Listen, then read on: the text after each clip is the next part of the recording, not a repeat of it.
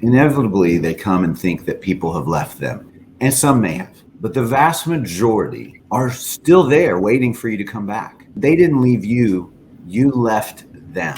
So connect to those people who can help you do something that's more in line with what you want your values to be.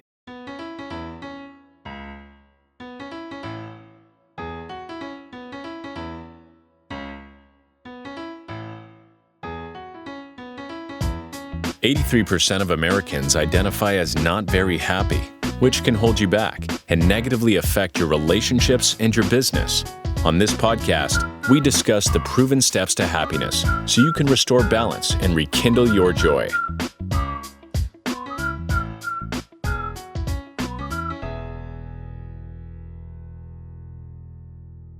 Welcome everyone to the How to Be Happy podcast.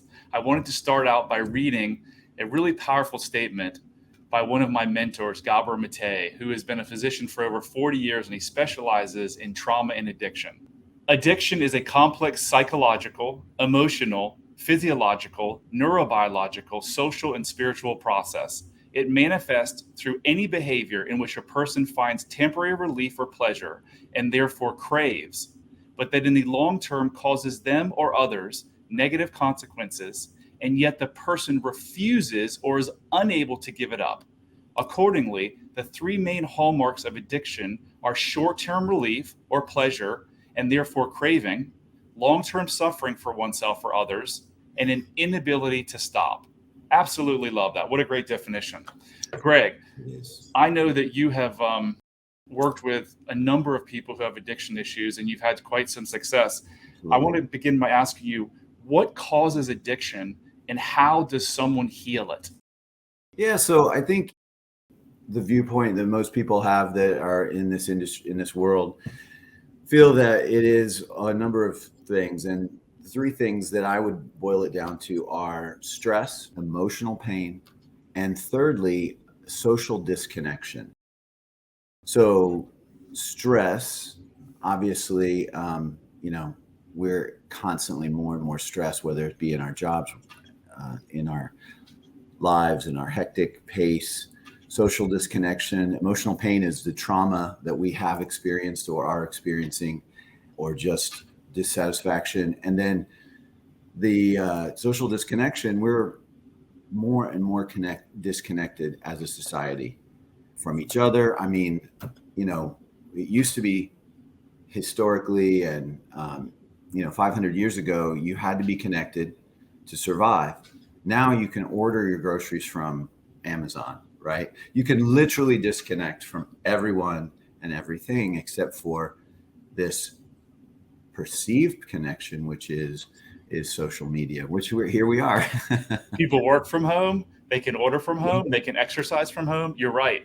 And is that why we're seeing addiction rates and obesity rates just steadily climb? I mean, when you look at those three things, we are becoming more stressed. We have more emotional pain, and we are becoming more disconnected. So there it is. The reason we're going in the wrong direction. So of those solution.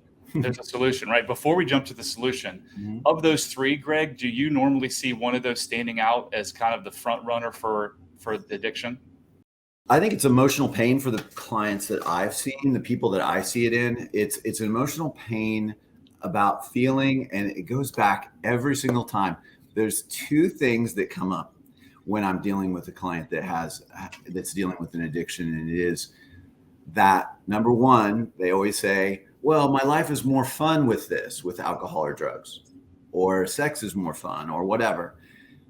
I always ask the same question, is that true? And at first they try to defend it, and then they say, well, no, it's not true. They know immediately, right? So we know from RTT that it's just obvious to the subconscious mind when something is not useful to hold on to.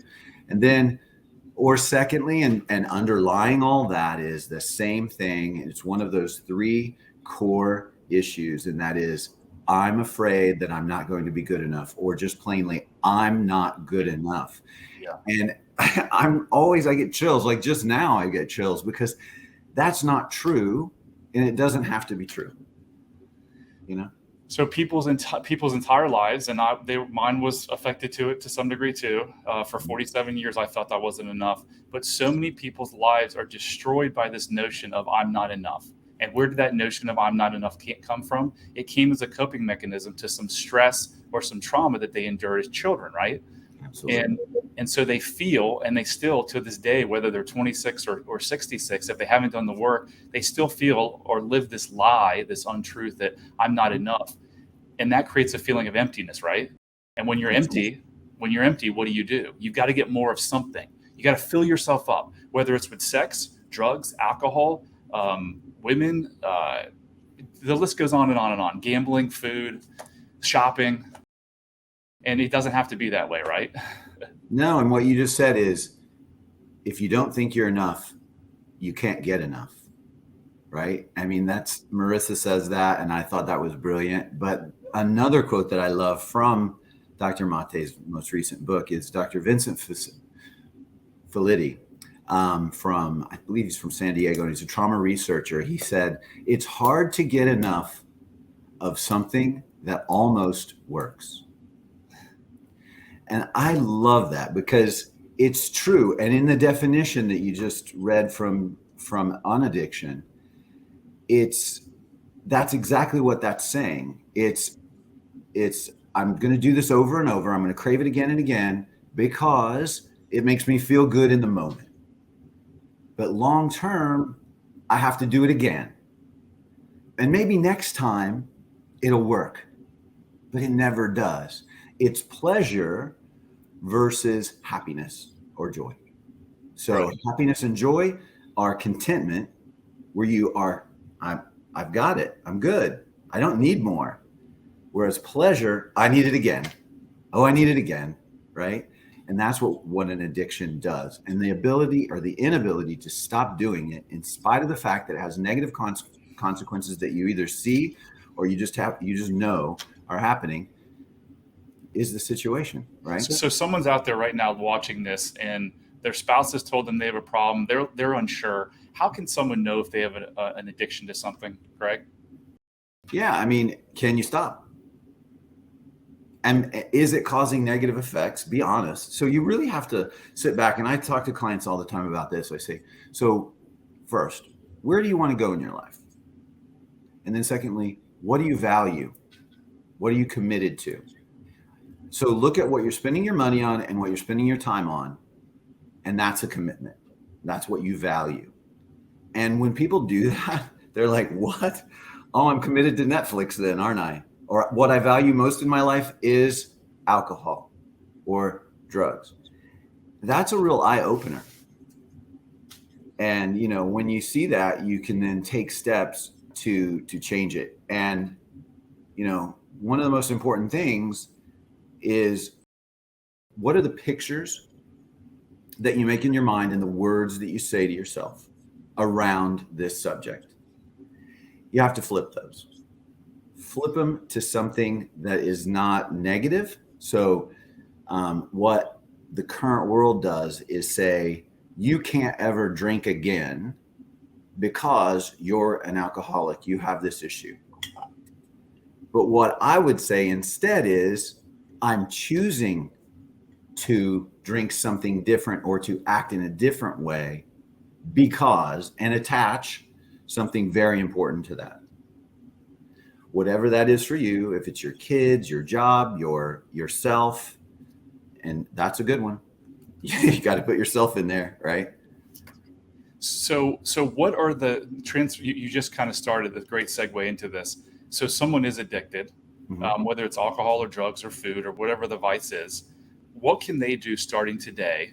And then we're going to transition into, you have a lot of experience in this area. What are the AAs of the world and the addiction treatment centers missing out on when it comes to fixing addictions in people or healing addictions? Yeah. So your first question is the first step, right? So the first step is connect with other people. You have to disconnect from the people that you're currently doing this thing with. And that doesn't necessarily mean forever, but it's for right now. You just need to step away from that setting. But one thing I like to tell people is this, that inevitably they come and think that people have left them. And some may have. But the vast majority are still there waiting for you to come back. Wow, that just feels good to me, right? They're still there. They didn't leave you, you left them. And you will be disappointed by a few people, but the vast majority will be there for you. So connect to those people who can help you do something that's more in line with what you want your values to be. And then secondly, it's about connection, and it's about changing those pictures, saying something that your mind can get behind. So like when we talk about dieting, for example, I mean, the word itself is a negative. So we can easily have a different conversation around choosing differently. Rather than saying, I can't eat pizza because it's not on my diet, your mind says, oh, screw that. I'm going to eat a whole one just to show you, right? And but when I say I'm choosing to have a salad because I know that it makes me feel better, it helps me reach my goals. That's a whole different, your mind says, oh, we're choosing this. Okay, we'll do it. Right. It just comes along. Right. So it's a little bit of a game that we're playing. We're totally, and Marissa's book, Tell Yourself a Better Lie, is a great title. I love it because it's true.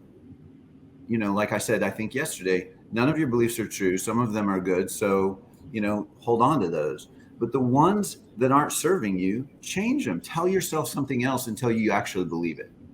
Right. Because the only true thing you control in this world is your thinking, right? And from your thinking, it creates your behaviors and your actions and all your patterns and all your negatives. So all we have to do is change people's thinking, right? People have to change their thinking. And you and I have been certified in RTT, which stands for Rapid Transformational Therapy. And it's an actual proven way of healing people, right? It's not the 20 years of talk therapy. And what do? We go back to the pain. We go back to the source. It's the same thing whether you have physical pain or emotional pain. The only way you can fix it, you don't fix it with drugs. You fix it with going back to the source of the pain. And everyone I've ever met, their source of pain comes from when their brain was developed, somewhere between the ages of 4 and 10. Now they're living with this terrible pain, and they're all this behavior that they're doing, whether it's a shitty marriage or they're overweight or they're drinking too much or they're smoking too much pot. They don't know what's driving them because it's all subconscious decisions. For 47 years, I did that, right? I had no idea why my behavior was, why I had 2 failed marriages, why I'd lost $9 million in 5 business mistakes, because my subconscious was driving me from when I was a 6-year-old. So what do we do? We go back and we find those incidences, or as Marissa calls them, the scenes that were really influential in creating the story. Because as Gabor Mate says, the actual thing that happened to you that was bad as a child isn't the trauma. That's a traumatic event. The trauma is the story that you wrap around that traumatic event that you live with for the rest of your life if you don't do the work. Yeah, and then that turns us into a victim. And so I'm not going to use the current thinking around addiction is keeping you stuck in victimology, right? Victim psychology. Yep. In that, well, I have this thing, I'm predisposed to it. There's nothing I can do about it. I'm just going to have to struggle with it for the rest of my life. Well, who wants to start a program that tells you that? I mean, I can go to the gym if I want to do that. Yeah. And the truth is, it is not necessarily a struggle. Anybody who goes to the gym, and I'm joking, obviously, but that it's only hard in the beginning. And once you becomes part of you, it's a process. It can even be fun. So it's just the pictures again, and the words that you say to yourself that make that true. So Greg, you and I have talked about this offline. We're not here to knock AA at all. We think it's a great organization, but we also think, like all great organizations, there's a better way. We can improve things, right? What is the success rate that to be true with AA, and what are they missing out, and what are all these other addiction treatment places missing out? So you went there? So yeah, AA. So I have no real experience with AA. I'm not part of the program, but I have gone to some meetings with a client of mine, And I had gone a few times before to support some other people. And also for myself, I went to a meeting once, and it just never resonated with me. And more recently, I know why. And it's because of that victimology. It's because when you go there and you have to stand up, even if you've been sober for 25 years, you stand up and say, hey, my name is Joe and I'm an alcoholic. I'm like, I haven't had a drink for 25 years. And the only place that I feel connection is in this place. I'm like, what? None of those things are true. I mean, you haven't had a drink for 25 years and you really can't connect outside of here. That's a limiting belief. And then another guy stands up and says, oh, I just know that I just started a new job and this is the way things work for me. Things start going really well and then I destroy it. I blow it up. There you go. That's going to happen again because that's your belief. So what is it that makes you want to destroy your life is the key, right? So the problem there is stick with that victim mentality. And then it gets worse. The worst part comes in, and I've heard it multiple times, that either you don't feel like you can go there after you fall off the wagon. So you feel ostracized. And I heard these words come out of somebody's mouth. There were many times after I had a slip up that I felt ostracized when I returned. Really? That's not helpful. You know, so if I've heard that from several people, then there are hundreds, if not thousands, who feel that way. The barrier to entry into that program is based on the fact that it sounds very difficult. And it is, it places this strange like success on complete and total abstinence. And then if you mess up or make a mistake, you have to start over at day one again. Most people don't want to start back over at day one. They just give up. And so AA's own published data, as far as I can tell, is at 1 year, 26% success. I've heard other things. When you look longer down the road, it's way lower than that. They've had 90 years to work this thing out. And it's only getting worse. So why are we sticking with something that was developed 90 years ago? We don't do heart surgery the way we did 90 years ago. Great point. Yeah. Because we didn't do heart surgery 90 years ago. Yeah. Right. So nothing else in medicine stays the same. And what we've really turned to, because of the state of our medical system, and this is another conversation, is just treating the symptoms with drugs. So you can take a drug that's going to keep you, and that's going to keep you from drinking, but that has a lot of appeal to people because it's easy, but it doesn't necessarily work.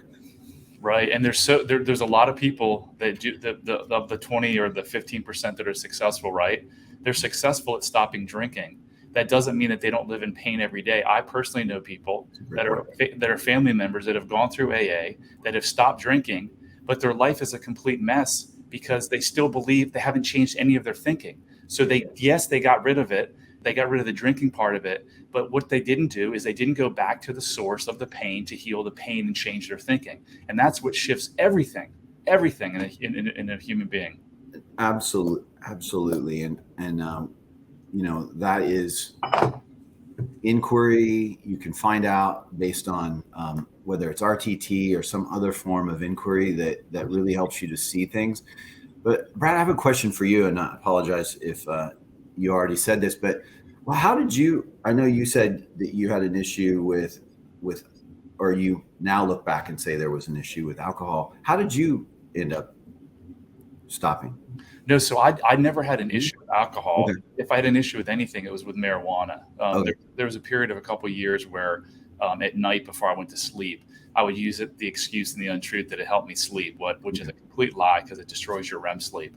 So I was just able to quit it. When I went through my transformation 20 months ago, I went from an intensive, and then 2 weeks later, I went to this thing called Brain Camp, where they gave you high volumes of good gut bacteria. And they said to me, if you go and start drinking again, you're going to kill your good gut bacteria. Well, most people don't know this, but you cannot have good neural health without good gut bacteria. So I'm like, well, I just spent a fortune to get my son and myself relief. I'm not going to start drinking at least for a couple months. And then a couple months into it, when I started to do all the activities that I used to never be able to do without drinking, sporting events, weddings, the boat, playing in golf tournaments. And I'm like, wait, my whole life I looked at people who didn't drink and was like, they're idiots. Why aren't they drinking? They're missing out on all this fun. Yeah. I've realized that it's just an untruth, that all of those events are more fun because alcohol makes you lose connection, among other things. It kills you. So that's perfect. And I apologize for not fully, it's fine. But thank you for sharing that. Sure. But that's what you did. I mean, you changed the pictures. Absolutely.